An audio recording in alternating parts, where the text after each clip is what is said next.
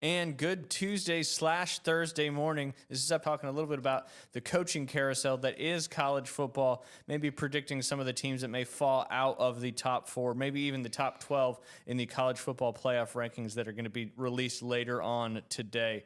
But first, attention golfers who want to improve their score. Golf Plus is the place to be in Bay County.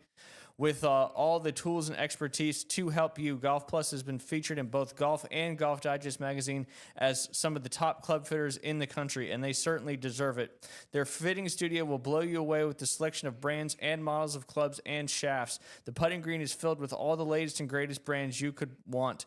And of course, the repair shop is second to none, one of the best in the Southeast, and fast too. Renovations are continuing to go on in Golf Plus. New floor, new sim bay, all sorts of new stuff. They just got a bunch of really, really cool custom head covers and different putter cutters and also putter covers and all sorts of really cool, unique NFL, college, and even some different dog breed head covers for you. You need to go check that out ASAP. They got some of their holiday sales going on as we speak. 25% off all in-stock junior clubs and 20% off all in-stock golf shoes. There'll be some more holiday sales coming up soon as well. You can give them a call at 850-249-2726 or check them out online at golfplusretail.com. Golfplusretail.com is also where you can go to book your sim bay time or a club fitting or whatever you need from Golf Plus. They are located in the shops at Edgewater next to Firefly. All of my sponsors seem to be right there in the shops at Edgewater, including American Charlie's and Firefly. And of course, Panhandle Credit Union, the quality relationships they have with our community is what Panhandle Credit Union is all about. Whether it is sponsoring an event, donating to a cause, providing loan options, or setting people up with great banking products, Panhandle Credit Union is here to serve those who live, work, worship, or attend school right here in Bay and other surrounding counties. Together, Panhandle Credit Union builds community. Visit panhandlecu.org or swing by any location to join. Like I mentioned, we've got Coach Stanford in studio with us. He's the owner-operator of Clutch Athletics. Just real quick, Coach, remind everybody what Clutch Athletics is all about. You don't have to go through the whole kit and caboodle, but just the high-level stuff. Yeah, just youth strength and agility program located physically here in Panama City. We do have online option as well, online classes. And right now with code HOLIDAY, you can sign up for a free month of our online course. Sweet. Got to do that. Code HOLIDAY, everybody. That's a nice little perk you're giving everybody. Yeah, a little Black Friday thing going through the end of the year, though. So there you go. Christmas present, get your kid active, get them moving. And that whole Black Friday thing, I feel like we started, is there actually going to be any sales on Black Friday? Because every corporation or business seems to be doing Black Friday sales as early as November 1st. Oh, yeah.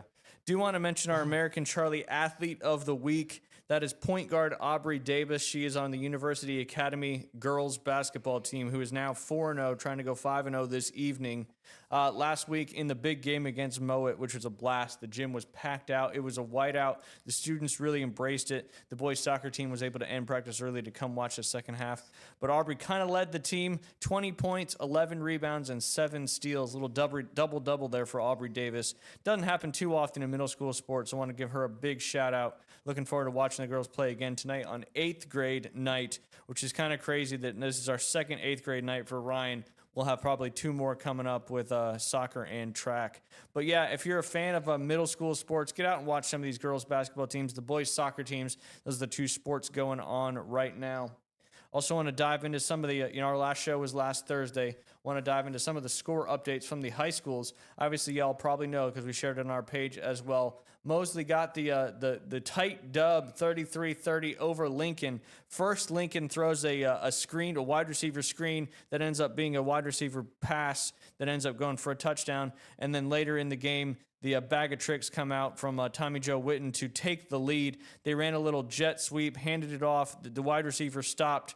J.P. Holstenbach rolled out into the end zone, threw the touchdown pass for them to go up at that point. And I believe they got the 2-point conversion as well at that point to go up 33-30. And then the defense was able to hold.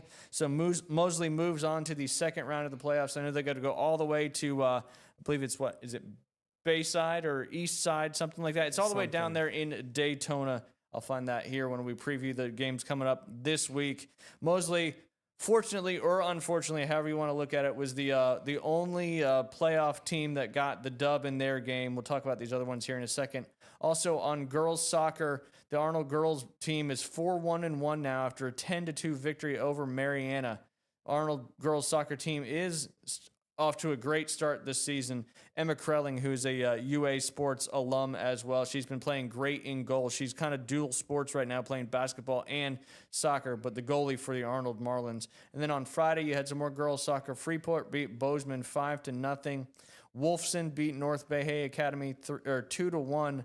Arnold in boys soccer got their third win of the season in their quest to go back-to-back state champions. They're off to a good start now, 3-0 on the young season with a 1-0 victory last Friday against Wakulla. Freeport in boys soccer beat Bozeman 4-0. South Walton in varsity football, another team not in Bay County but in our area that moves on to the second round of the playoffs after their 42-3 victory over Freeport. And then back to boys soccer, Crestfield and Mosley tied 1-1. And then St. Augustine, we knew it was going to be a tough task for the Marlins. St. Augustine got the best of the Marlins, 70-21. But that 21 points was pretty impressive for the Marlins to hang on such a powerhouse team over there in St. Augustine. Then you also had Bay and Godby in a shootout that kind of came down to late in that game. Godby got the edge on Bay, 56-43. And then yesterday we had some other soccer scores. Boys soccer, Wakulla beat Bay 2-0. In girls soccer, Lincoln beat Arnold 2-0. Then you've got some games coming up tonight. Port St. Joe and Bay in girls soccer. Bozeman and Mariana in girls soccer. Mosley and Palm Bay Prep Academy in boys soccer. South Walton and Mosley in boys soccer. Arnold and Childs in boys soccer. So Arnold's trying to get another dub to go 4-0. And then Mariana and Bozeman in boys soccer as well. Kind of excited to follow along that Arnold boys soccer team again. And then, of course, the Mosley girls soccer team is off to a good start as well. Pretty much a star-studded former UA soccer player team over there. Coach, let's talk some high school football. I got some questions for you before we dive into the coaching stuff. What stands in the way of Ohio State going back-to-back national champions this year? Oh, I think really just being tested for the first time and what is going to happen when they get tested the first time. How are they going to react to really that adversity? had some smooth sailing. Not to say that they haven't earned that smooth sailing. Julian Satan's playing out of his mind. He's playing amazing, but they really haven't faced that tough game, someone punch him in the mouth, and how are they going to respond? He hasn't hasn't had to be the guy yet to lead the team back down the field when they're down in that football game, and that's going to happen at some point. Whether it's against Michigan, because Michigan's obviously had their number the last several years, or is it in the championship, the Big Ten championship, or is it in the first round of the playoffs? Or they probably wouldn't be in the first round because they'd have the bye at least. Yeah, but that's a great point. They haven't faced that kind of adversity yet, and a young quarterback like Julian saying, he's playing absolutely fantastic. Kid looks great. He's making good decisions, got a great arm, and he's got some nice scrambling ability as well. But once you get tested when you're down in a game, that's when you really see what they've got. So we'll see if that happens. Let's see if Michigan can kind of put that pressure on them, because I think they're 0-3 in the last 3 years is just 0-2. It might be 0-3, or they might have won 2 out of 3. I'm not sure, but I know that Ohio State has walked in with the better team and walked out with a loss. Quite a few times in the past few years. So that game is, you never know. I will say that I think the best case scenario is if they get tested against Michigan or in the Big Ten championship game, because they're still going to make the playoffs. So if they could get tested before it's the playoffs, if they're able to cruise through Michigan and, Indiana's looking good, but cruise through the Big Ten championship game as well, I think that would be the best case scenario for other playoff teams. For the first time they get tested to be in the playoffs, might be that best case scenario for other playoff teams. I'm going to look up real quick who they would have to play in the Big Ten championship, because I don't know if is Indiana in their same side of the conference, or did they get rid of the I think divisions? They also got rid of the divisions. Okay. It might have just been the SEC that did, but I think they did as well. because they won't play each other. Yeah, in the they regular did. Season. Yeah, because right now, yeah, it would be the Hoosiers and the what- Buckeyes. Yeah. And technically, Indiana's played one more game so far. So Ohio State may have a bye this week. But yeah, it would be Indiana. They also got rid of them. I can't remember if it was multiple conferences or just the SEC. Yeah. So as of now, it would be a powerhouse matchup between Indiana and Ohio State. Little 1 versus 2 right there in the Big Ten. Pivoting conferences to the SEC, is there an elite team in the SEC? Obviously, Texas A&M was the undefeated team, still the undefeated team, but South Carolina gave them everything they could want. Talk about a flip at halftime. Absolutely. One team just absolutely dominating. That's why sometimes if you're the team dominating, you almost don't even want to have a halftime because the other team goes in, makes adjustments, and all it takes is that team to score once, and then you just feel this big, massive turn of momentum. Yeah. So that was certainly the case in the A&M South Carolina game. But besides, obviously, Bama went down as well this week, to Oklahoma, who's a good team. Mateer's had a great season when he was healthy. But is there truly an elite team in the SEC this year? I don't think there's like anyone that's head and shoulders above, kind of like, the Big Ten has those two teams. Yep. But I do think, and what I was talking about with Ohio State, I think the fact that week in and week out, you're getting tested and you're having to, kind of trudge through it is going to be beneficial once these SEC teams get into the playoffs. Finding ways to win, having to come back, having to fight 4 quarters, I think is going to prove beneficial once we get into the playoffs. Absolutely. And, one of your favorite teams, Georgia, they've been down every first half. It feels like in every game, SEC game they've played this season, but they found a way to come back and win all those games, the majority of them anyway, not Alabama. But so you think that gives them a little bit of an edge when it comes to, moving into the playoffs, kind of like what you just said. That team has been down in so many games, even going into the fourth quarter, but yet they still find these crazy ways to win football games. Speaking of not wanting halftimes to happen. Yep. The best halftime adjustment coach in the nation is Smart, probably no doubt. Kirby Smart. And that's probably why they've come back in so many of these games. Oh, yeah. Simply changing their game plan or strategies to make it, to adjust to come back and win those games. Yeah, I guess, they've been kind of dubbed or I think maybe even Kirby dubbed them the cardiac kids or something because they're going to give them a heart attack every game. And they're living up to that name, but I think it's going to definitely help them as they continue to go throughout the year and into the playoffs and play those 4-quarter games that other teams might have not played even one 4-quarter game all year. And it kind of gets back to your point with the perseverance and all that stuff. They've got probably more perseverance and resilience than any team in the SEC, in my opinion. We'll see how that all shakes out as we get ever so closer to the playoffs. Right around the corner, only 2 more weeks in the regular season. Then we got championship weekend. Hard to believe we're almost already to rivalry weekend. Yeah. SEC right now would be A&M and Georgia in the SEC championship, obviously pending more games there. Question for you. One Power 4 team is going to get into the playoffs. I talked about this a few weeks ago.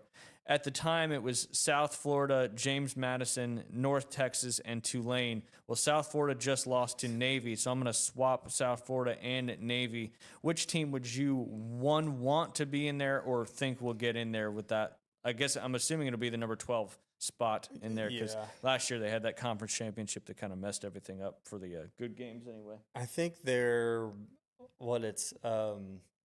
JMU and maybe is it North Texas? There's like 2 of them that are like 9-2, and the rest of them have kind of beat each other up a little bit. And my guess is going to be JMU. That's the team I would like to see in there. Yeah, because they've won. I mean, and this is a rule that I hate. Is they were in FCS and then they recently transferred to the Sun Belt FBS, and they were so dominant in those first. I think this is their 3rd or might be their 4th year, but they were. You get when you move up when you change to the FBS from the FCS, you have to sit out. That's right. Multiple years from playoff opportunity. That seems like it's backwards. I feel like if you go up you should Yeah. be able to immediately, if you can compete, you can compete. So they're living up to what they were doing the last few years. They're 7-0 in the conference, 9-1 on the season, and they probably play Southern Miss in the Sun Belt Conference Championship as of right now. Anyway, Coastal Carolina is kind of chomping right behind their heels at 5-2 in the conference, at least putting a little bit of pressure on them there. But JMU's got such a good team. They got great coaching. That's the team I would think and would like to see as well in there. But yeah, I think North Texas and Navy's independent, right? Yes. Okay, because if it was North Texas and South Florida, they're both in the same conference. So I think that might have eliminated them a little bit. But yeah, I could take Navy in there as well too. It's just I think JMU would have a better shot beating that number 5 seed than Navy, North Texas, or Tulane. I think so. Yeah. Wasn't it JMU's first year when, like you're saying, they weren't eligible, that they went undefeated? Yep, they Yeah, did. And, They did. and then weren't eligible. Yeah, that doesn't make any sense at all. That snuck Coastal Carolina into the Sun Belt Championship, and then Troy absolutely waxed them in that game because Coastal really didn't belong in that game. Again, in my opinion, I think it's backwards. If you move up, you should be able to play immediately. 100%. Now, if you move down, which I don't think a team would ever move down, maybe Yeah. in the future if they do Financially, relegation could be and stuff happening. like that, then you should have to sit out a couple Yeah, seasons because from playoff. Usually it doesn't happen like that. I know Kennesaw State just kind of made that jump a couple years back, and they were doing really well in Yep. that FCS level, and then they hit roadblocks, and now they're doing pretty well this year. And it's the second, third year maybe in the FBS. Speaking of old UA students, Isaac Paul Yep. crushing it for Kennesaw State. Absolutely. Yeah. Absolutely. Who's the next coach to be fired, in your opinion? Oh man. I know it's a tough one. I know I said this last time I was on about Auburn and they pulled the trigger, Yeah. but I just you can't don't. lose to Kentucky. I scoring don't 3 know points. that do you hold on right now because the coaching carousel is so crazy and the dominoes are just, you look at everyone's open coaching position and it's the same 3 candidates that everyone wants. Yep. It's like, do you bite the bullet and maybe you have kind of the pick of the litter next year, or do you say, we can't hold on for that because of transfer portal, because of, all these things, we're going to get set back even further. Is it Kentucky? Is it South Carolina? I almost feel like that South Carolina Texas A&M game, it's like the tale of two halves, to where he was saving his job, but almost like maybe Almost maybe lost even it, dug yeah. his own grave by 0 halftime adjustments and then just getting throttled in that second half when it actually matters. Did that kind of put the nail in the coffin for him? But Beamer has the saving grace of he's been really successful against Clemson. Yep. And, if he can beat Clemson again, I think that he's, another year safe. Does Dabo lose his job if he loses to South Carolina? Because I think they've got 4 losses so far this season, that might be which is unheard of at Clemson. that might be a lose that game, lose your job kind of game for both of them, honestly. Let me see where they're at. Which is so crazy because right when Virginia Tech fired their coach, the big thing was, is Shane Beamer going to go over there and kind of follow in Dad's footsteps? And now they fired James Franklin, and South Carolina's kind of taking a turn for the worse. Yep. So I don't even think they would want that anyway. But yeah, that game right there might be lose and go home for the coach. Yeah, Clemson being 4-4 this late in the season is pretty hard to believe. Yeah. And I'd be willing to bet that if they lose to South Carolina, that and what a huge firing that would be. And maybe some of these teams, can see that writing on the wall and maybe holding out for Dabo as well, because I think he'd be a great hire at any of these places. And as you mentioned, there are going to be a lot of openings, current openings right now: LSU, Penn State, Florida, Auburn, UCLA, Virginia Tech, which has been filled by James Franklin, Oklahoma State, Arkansas. And then we were talking about it. We'll dive into it a little bit more now here.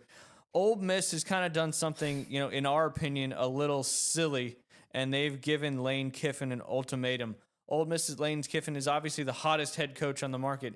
He hinted at staying at Oxford on Saturday, but Monday he took a flight to visit LSU.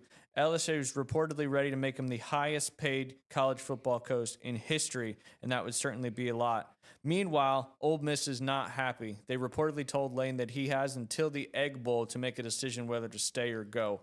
What are your thoughts on that, Coach? Yeah, so I don't believe that Lane Kiffin was on either one of those flights. The family flew to Gainesville on Sunday, and then the family flew to Baton Rouge on Monday. But I understand Ole Miss's perspective in saying, "Hey, we need to have a decision by this date, so we know to go further with a coaching search, so we can start getting things ready for transfer portal signing day and try to get dominoes to fall." I don't remotely understand the aspect of, if you are going to leave, just leave and don't finish out the year. I mean, Ole Miss is a program that hasn't. They have a co-national championship to their name from 1960. Like, they're not a program that sees this type 65 of, years ago. Yeah. Um, They haven't really been successful until Lane Kiffin got right, there. without Lane Kiffin. And so, like, I just don't know why you don't do a victory lap, why you don't say, I mean, listen, if he's coming to Florida, that makes it better for us. Like, to get him on campuses, sooner rather than later.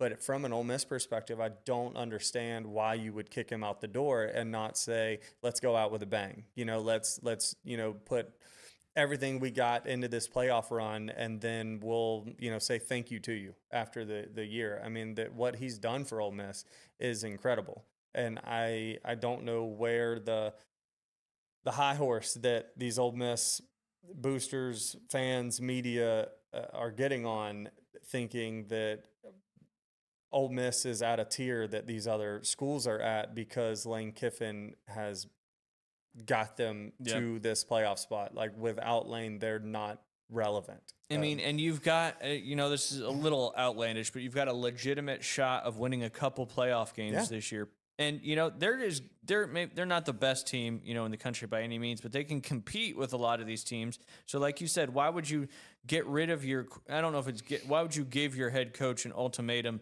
to either stay or go before you get to that potential run? Yeah. It just seems really stupid. And maybe there's some Oxford folk out there that can, chime in and let us know on Facebook why they've given this ultimatum. So the plane flights were just the families traveling over to Gainesville and LSU, probably maybe taking a look at the area for them to get familiar. Schools, for all that stuff you would do when you were taking a job somewhere else, regardless of what position it may be. What do you think? Do you think he's going to, give him the ultimatum whether he stays or goes? And what decision do you think he's going to make? Yeah, so I really don't think that LSU is really in the picture. I think the LSU trip is more of, I think both trips we're seeing where we don't want to be kind of thing. Not really like seeing where we want to be, but like, seeing what we don't want. Yep. And I really have thought this whole time it was between Ole Miss and Florida, with, maybe a bias, but a slight nod, maybe 60-40 towards Florida, is what he was kind of leaning towards with, his reverence to Spurrier, his, just his history in the state of Florida and in Gainesville itself. But I think with the moves that LSU has done, especially if what is being reported is true, that they not only gave him the ultimatum, because like I said, I think the ultimatum is fine as far as tell us what you're doing, but then if they have told him, and if you're leaving, get out, to me, I think that is backfiring on them. I think if it was 60-40 before that, it might be 80-20 now. Simply because, you don't want me anymore, or you want me, but you're not willing to, work with me a little bit through the end of the season. Yeah, I mean, kind of would make you feel like you're not wanted as much, I guess. It's sounding a little bit like a crazy girlfriend kind of thing, Like it's either me or him, and if it's him, get the hell out of here now. Yeah, that's definitely what it feels like for sure. So I think that might have burned them, might have backfired a little bit more, in the opposite direction they wanted. My thoughts are probably Sunday after the Egg Bowl, he has a press conference, announces that he's coming to Florida. Like I said, I would love for this to be true, and the fact that Ole Miss is telling him then he's done. because that way he can get to Florida sooner and start recruiting, and National Signing Day is coming up and all the things.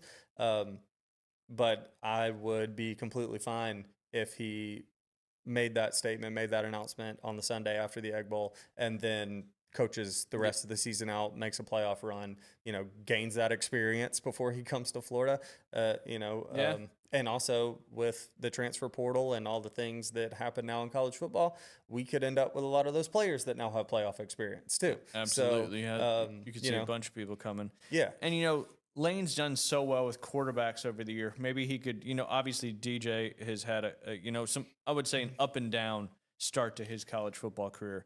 Maybe Lane is the guy that can really bring him to that next level. Who knows? Yeah, I would be perfectly fine with seeing DJ Lagway in a Gator uniform again next year. I don't know if it's the best decision for DJ Lagway. Gotcha. I think it would be a great decision for Florida to keep him and to work with him. I think that his injury throughout the whole offseason and then just lack of good developmental coaching, I think both of those, and you can kind of teeter-totter on which one was more, detrimental. But I think both of those have caused, him to kind of regress even a little bit. But I definitely think that Lane could definitely work with him and get him better. I do believe that Tramel Jones, which is our freshman backup, was heavily recruited by Lane. Gotcha. So he's very familiar already. Yeah, and then, like I said, transfer portal, I definitely think he will bring in at least one quarterback, if not from Ole Miss roster, finding another Chambliss like he found, this year, who's lighting it up. Absolutely. Absolutely. A lot of things will be figured out here over the next month or so. But, you think even if he makes the decision to go, they let him play out through rest of the season? Or if he goes, he's done coaching Ole Miss this season? I can't really tell what their exact thing is, what they're trying to say there. Obviously, if he goes, they don't want him to be the coach anymore, but do you think they cut him loose right then? Yeah, in this day and age, it's hard to figure out what stories are true and what are not true and what are embellished. No doubt. It just doesn't make sense to me that they would say that. So if that is a true story that is from, a higher up, a booster that, his money talks, or, someone in the administrative, offices. I don't understand it, but I'd be glad for it. Yeah. Get him on our campus sooner. No doubt. That would be, certainly great for Florida if he can do as good of a job there. I mean, there's always some question marks when you change your scenery, change your culture, all that stuff. Sure. You never know if it's really going to pan out. And we've seen a lot of coaching changes not pan out over the last 3 or 4 years, because I think that window for success is so much shorter than it ever used to be. Not a ton of crazy games this weekend. There's probably the best game of the weekend slate, because this is the week where a lot of SEC teams play, for lack of a better term, lesser opponent, paying some money to some of these other schools. But USC will play Oregon.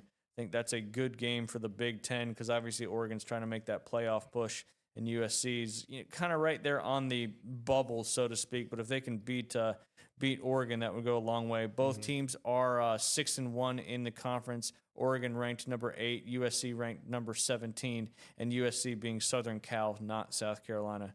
Some football fantasy news. Jamar Chase has been suspended 1 game for spitting on, I forget the Jalen Ramsey, and it's actually going to cost him a lot of money by missing that game.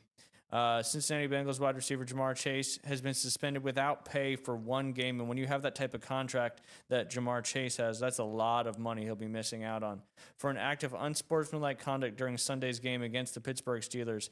During the fourth quarter, Chase spit on Pittsburgh Steelers cornerback Jalen Ramsey, violating Rule 12, Section 3, Article 1, which implies any act which is contrary to the general understood principles of sportsmanship. Chase will be eligible to return to the Bengals' active roster on Monday, November 24th, following the team's November 23rd game against the New England Patriots, which they would really need him for that game against the Patriots. Yeah. Under the collective bargaining agreement, Chase may appeal the suspension. Any appeal would be heard and decided upon by Derek Brooks, Raymond Foster, or Jordy Nelson. They're the hearing officers jointly appointed and compensated by the NFL and NFLPA to decide on appeals of on-field discipline. I don't see how that gets appealed, or I don't see how that gets overturned. No. He clearly, spit on Ramsey's face, and the spitting thing is just, that's never good in any sport. That's just there's no place for that. No, but did you see where he lied about it in the locker room twice to the media? I didn't see like, that. oh yeah, like stood on it. Like, no, I would never do that. Like, it's Like 2025. the Kirby Smart clap timeout. Yeah, 100%. It's 2025. Cameras are everywhere, Everywhere. especially if you're on a National Football League field. Like, you're being filmed. Like, That's even worse. I didn't know he lied about it oh yeah, twice to the media. he said it, and then they reiterated and asked him again, like, just to be sure, you did not spit on him. He said no. That's like a kid at the principal's office given the 100%. opportunity to fess up. If you fess up, usually it's not as bad. Like, if you're a random person out in Pier Park, just go ahead and assume you're being filmed. If Yep. you're Jamar Chase on the middle of an NFL football field, you're being filmed. 1,000%. Like, come on. Yep. All right, we're going to do again, we will not have a live show on Thursday. I've got to go down to Tampa and meet some doctors. So this show is going to be re-aired on Thursday. So if there's some things that just don't make sense, just remember this is a Tuesday, Thursday combo show. So I'm going to do some crazy stories because of that. This one is a very interesting one. Irish midget accused of posing as a leprechaun to extort sex from 26 women in exchange for pot of gold. The 3 foot 4 inches tall Irishman was arrested this morning for allegedly taking advantage of credulous women by joining. It's very small print. By posing as a leprechaun and extorting sexual favors in exchange for a fictional pot of gold hidden at the end of a rainbow. I feel like the women should be arrested too for believing that guy. I'm trying to figure out what the crime was. Extortion, I guess. Extortion. Lack of actual money being paid. Oh, like he was going to give them an actual He was pot actually of going gold. to give them the pot of gold, and they believed okay. the pot of gold. Fair. So that is interesting. And then they couldn't actually find the end of the rainbow. Yep, because I don't really think that exists, because somebody would have found it by now if that was the case. All right, let me find some other ones here real quick. I talked about a gym teacher last week that made 1,516 3-pointers in 1 hour. This is kind of along the lines of that. 374 bagpipers to play AC/DC song together to break the world record. Nice. Let's see where it is. An event in Australia saw an ensemble of 374 bagpipers playing It's a Long Way to the Top If You Want to Rock and Roll by AC/DC, breaking the world record in the process. The Great Melbourne Bagpipe Bash in Victoria gathered 374 players to perform the song at Federation Square, just a few blocks from where the music video for the Australian rock band's original version filmed in 1976. So that's pretty cool, kind of full circle event there. That'd be pretty loud having that many bagpipes going at once. They had some bagpipes playing for the commissioning of the USS Pure. So it's an acquired taste, the bagpipe. Certainly an acquired take. That many of them at one time. Amazing Grace, those played on a bagpipe. That'll give you chills every time. Oh yeah, there's some people that can absolutely nail it. So it's like an organ. It's the same thing. Like It's an acquired taste unless you got someone who's actually playing it, rocking it. Beautiful sound for sure. Beautiful sound for sure. This is kind of just a lot of these I like to do kind of fun facts as well. Humans are born with just 2 innate fears: loud noises and falling. These are hardwired responses to help survive in the early life. The fear of falling was famously shown in the 1960 visual cliff experiment, where babies hesitated to crawl over the glass surface that looked like a drop. The fear of loud sounds shows up even earlier, triggering a startle reflex in newborns. All the other fears, spiders, darkness, public speaking, are learned through experience, culture, and observation. The Little Albert experiment showed how easily fear can be conditioned when harmless objects are paired with something frightening. Over time, our environment and upbringing shape the fears we carry. So if you have young kids, don't show them or don't get them around anything that could be fearful, and then you can keep them from being fearful, except noises and falling. Which makes sense because we dream a lot of, we're falling and, it just keeps going and keeps going. This is another science one. In 1988, a man with severe OCD shot himself, and the bullet accidentally damaged the brain region linked to his condition, curing him completely. The disclaimer of this story is don't try that if you have OCD. The incident is real and widely reported medical case.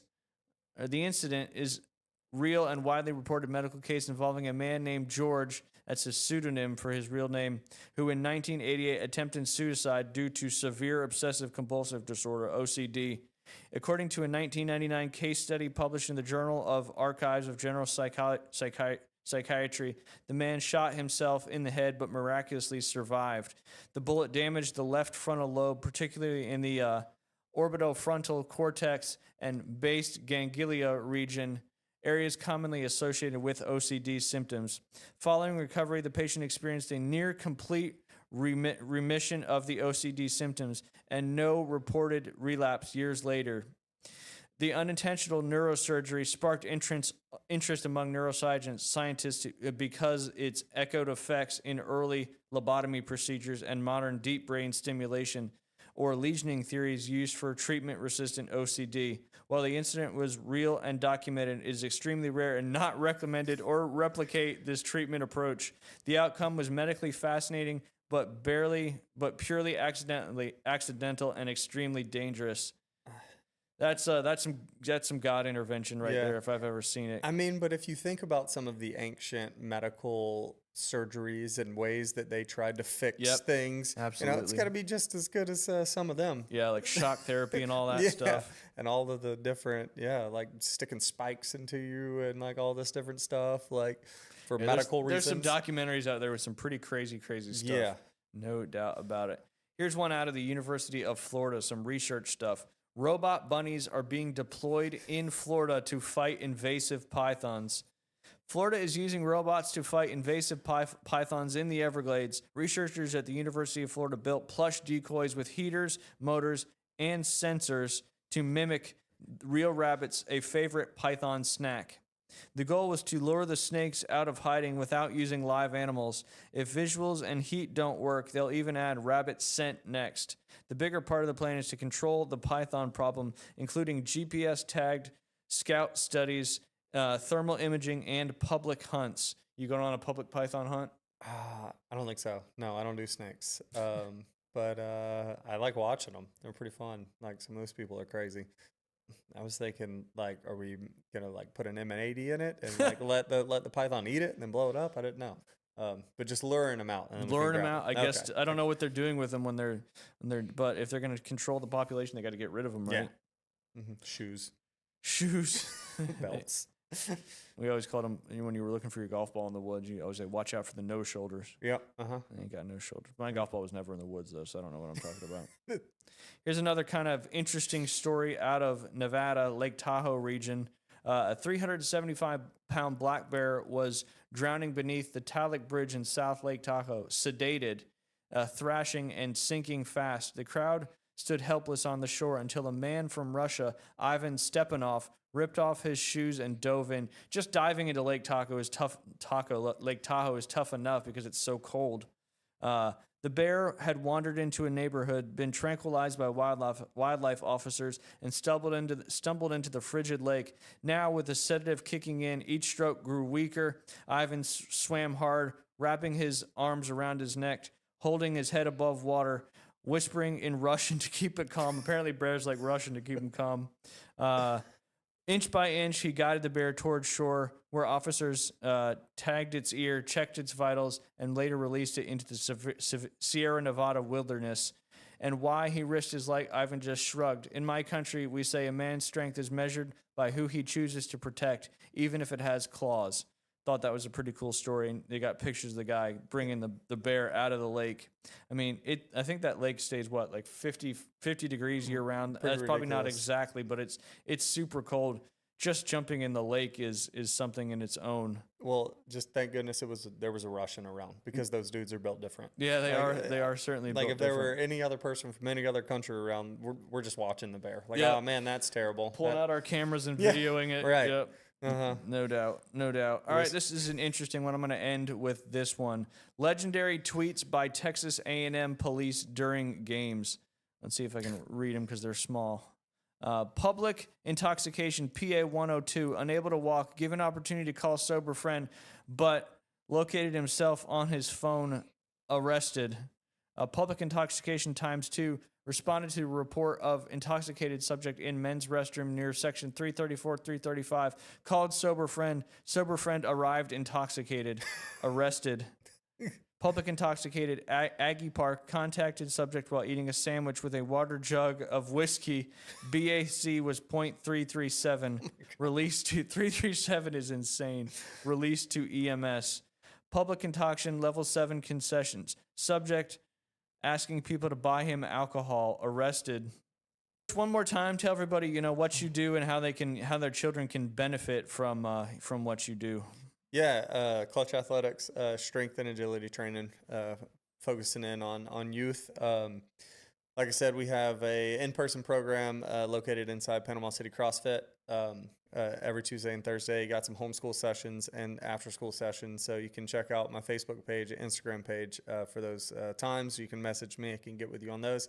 If you come to our in-person, if you mention Inside Drive, we'll give you $20 off your first month. There you go. And then, like I said, the online course, especially, man, if you're a coach and you're looking to kind of get some conditioning for your whole team, you can sign up for our online course. It's quick video tutorials on the workouts and how to kind of set them up and how to go through every movement. And then you can put your team through them, to build that team bonding, stuff like that. Or if you're just an individual looking for that level up in whatever the sport might be, we can definitely help with that, whether it's in person or through our online program. And what with Code Holiday? Holiday, you can get online program, Code Holiday. I think it's all caps, but it's on both pages, my Instagram and Facebook. We'll give you 1 month free. There you go. Don't miss out on these great specials with Clutch Athletics. If you're looking to take your kid to the next level, one more quick shout out. University Academy, the girls basketball team is playing a game tonight against Bozeman. It is 8th grade night. And one more quick shout out to Aubrey Davis. She was our American Charlie's Athlete of the Week. Get out to American Charlie's. They got great specials. Always give discounts for first responders. You can reserve private areas. Lots of TVs in there for college football, NFL football, whatever it may be. American Charlie's has got that good old American cooking. No show coming up this Thursday. That's why I called this episode 2627. You will see a re-air of this on Thursday, so we got something going on. And then next week, I will not be doing shows with the Thanksgiving break. I will be out of town. We will resume the normal repertoire on Tuesday, December 2nd. Hard to believe it's December 2nd is in 2 weeks. Christmas is literally right around the corner. As always, we appreciate everybody who tuned in. We appreciate everybody who tunes in after the fact to support the followers. And, of course, this will be posted on Spotify, Apple Podcasts, wherever you consume your podcast. The Inside Drive podcast will be there. Hope you guys have a great Thanksgiving and a great rest of these couple weeks. We'll see you guys on the 2nd.